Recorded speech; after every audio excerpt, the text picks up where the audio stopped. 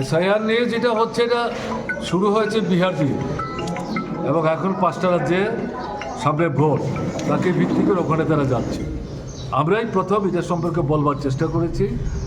এই যে election commission, তারা পছন্দের লোকদের দিয়ে তৈরি করে বদল দেওয়া করেছে, এবং এই ইলেকশন কমিশন বিজেপিকে সাহায্য করার জন্যে এখন যেটা দেখছে তারা, যে শুধু রামের ভোট সাম দিলে হবে না, ভোটার তালিকাটাকেও বিজেপির সুবিধা মতো তৈরি করতে হবে, এবং এটা করার জন্য এসআইআরটাকে সামনে রেখে মূলত আক্রমণটা করছে মুসলিম অংশের ভোটার যারা, তফসিলি অংশের ভোটার যারা, গরিব শ্রমজীবী অংশের মানুষ যারা ভোটার তাদেরকে, কারণ এরাই তো বিজেপির বিরুদ্ধে সবচেয়ে বেশি ক্ষুব্ধ।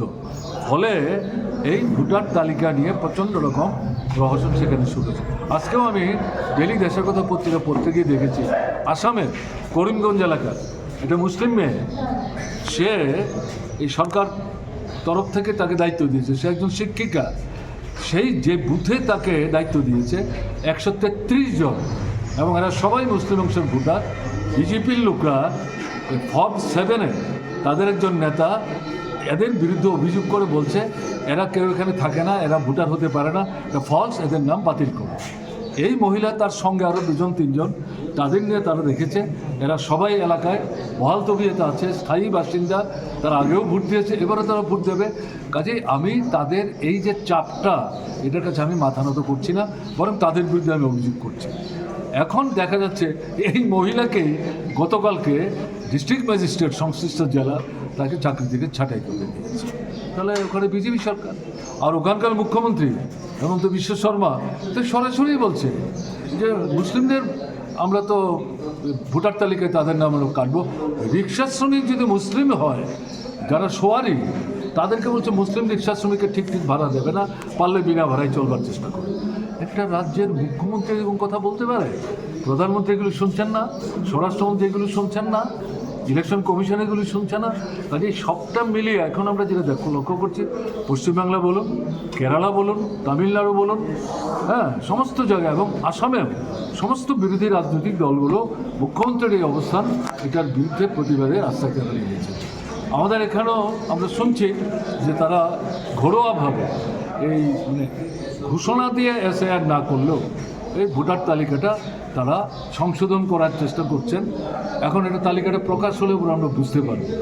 ফলে ত্রিপুরাকে ছেড়ে দেবে এটা তো মনে করার কোনো কারণ নেই।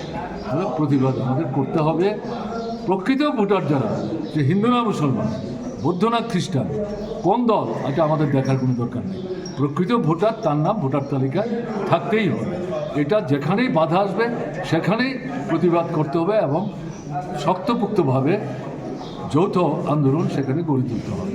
যে প্রশ্নটা করলেন যে পশ্চিমবাংলার মুখ্যমন্ত্রী, তিনি সুপ্রিম কোর্টে গিয়ে দাঁড়িয়ে কথা বলেছেন, তিনি নিজেতে আপনি অ্যাডভোকেটই, হ্যাঁ ঠিক আছে, তিনি মুখ্যমন্ত্রী এবং অ্যাডভোকেট দুটোই, কিন্তু তিনি কোর্টে দাঁড়িয়ে বলছেন আমি মুখ্যমন্ত্রী হিসেবে আসিনি, আমি অ্যাডভোকেট হিসেবে এসেছি।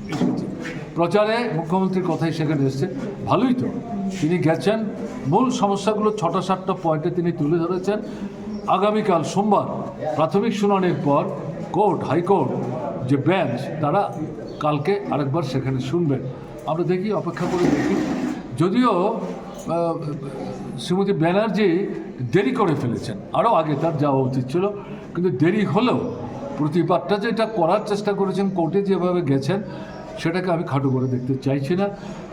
আমি তো বলবো এটা কার্যকরী উদ্যোগ নিয়েছেন, দেখা যাক ভবিষ্যতে কী দাঁড়ায়। Thank you.